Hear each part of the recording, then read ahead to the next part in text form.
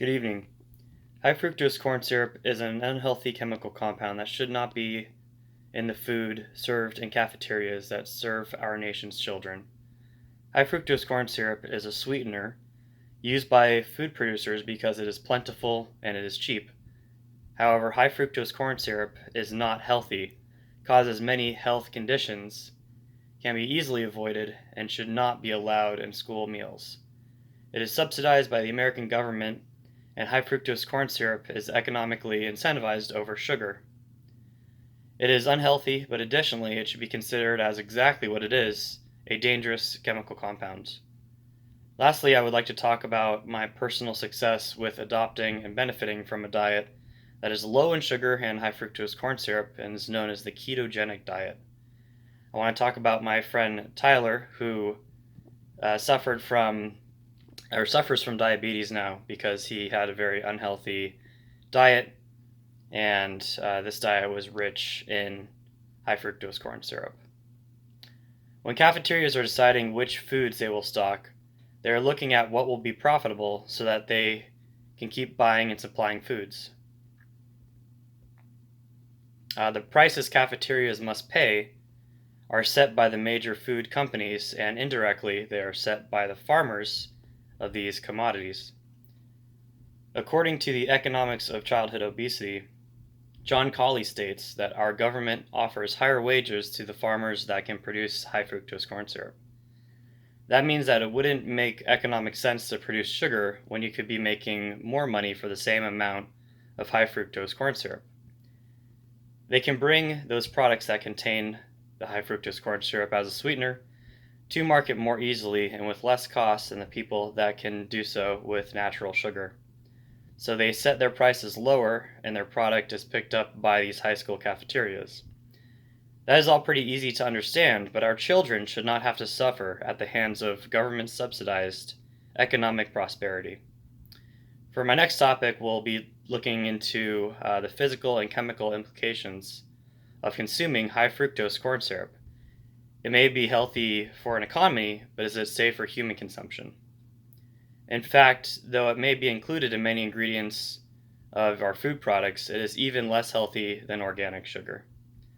The human body does not want to burn high fructose corn syrup for its energy, and there are many negative results from doing so. According to a new study in the British Journal of Nutrition, Luanda Christopher and Catherine Tucker state that the ingestion of high fructose corn syrup is now linked to adult onset asthma, a problematic condition descriptive of increased inflammation in airways, making it harder to breathe comfortably and unobstructed. So while food companies and the government might see high fructose corn syrup as a cash cow, we should honestly be thinking about it as it really is, a dangerous chemical compound that is legal for our consumption and our children's consumption. Bear this in mind when your children are telling you about the experience they had in school that day and what they decided to eat. For my next point, we have a better understanding now of what this chemical compound is and some of the more obscure effects it has. But let's talk about one of the more well-known effects that it has on people, and that's obesity. Obesity falls under the classification of disorders called metabolic syndrome.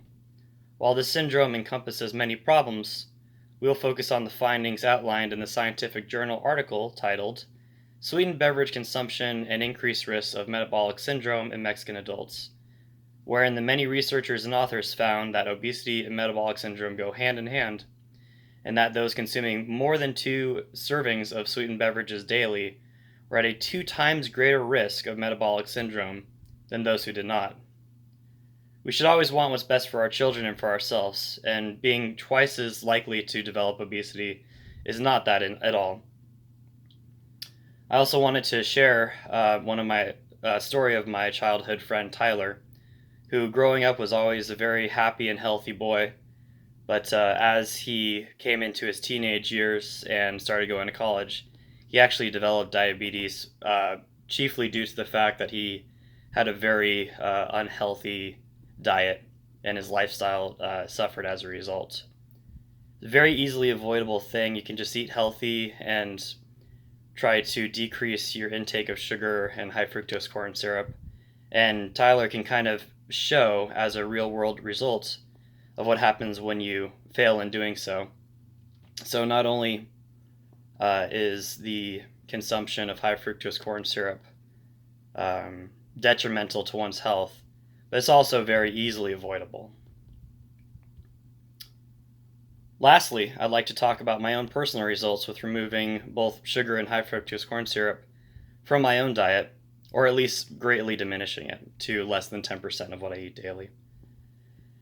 Last year, I decided I wanted to adopt a more healthy diet, and after a discussion with my primary care physician, we picked one called the ketogenic diet. When adhering to this diet, people try to limit their sugar and carbohydrate intake to less than 10% of what they eat daily, and at the time, I thought it would be very ambitious and incredibly difficult. Overall, I would say it is not the hardest diet, but it has been a significant change to what I choose to consume. That was a little more than 13 months ago, and I have dropped just over 40 pounds. Clothes fit a lot better, and I have a ton of energy. Last week, I had a physical done by the same doctor, and we both were elated to find that I'm also in much better health than I was last year. I was, in pretty standard normal health, but now I just feel so much better having cut out high fructose corn syrup and sugar from my diet.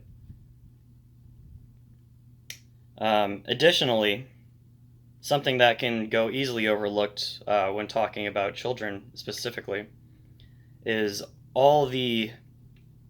everything that they're exposed to and everything they see when they're at a young age becomes what's considered normal by them.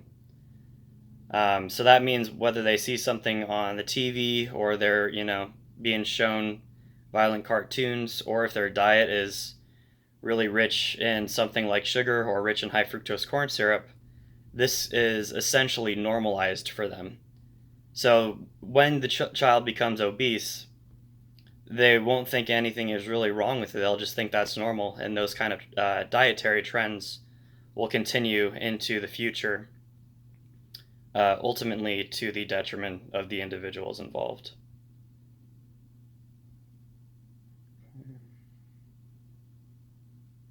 So, in summation, high fructose corn syrup should not be allowed in any cafeteria, whether it be middle school, high school, or otherwise. It's governmentally subsidized.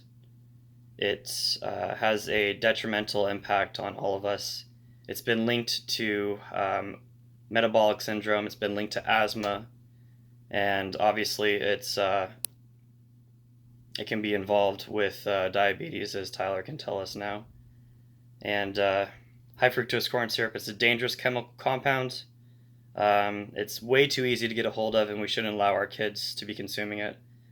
And we need to take action. So go ahead, pick up a pen and paper, or pick up the phone, or go down to the city courthouse and demand from your congressperson today to put a stop to foods produced with high fructose corn syrup. Thank you and good night.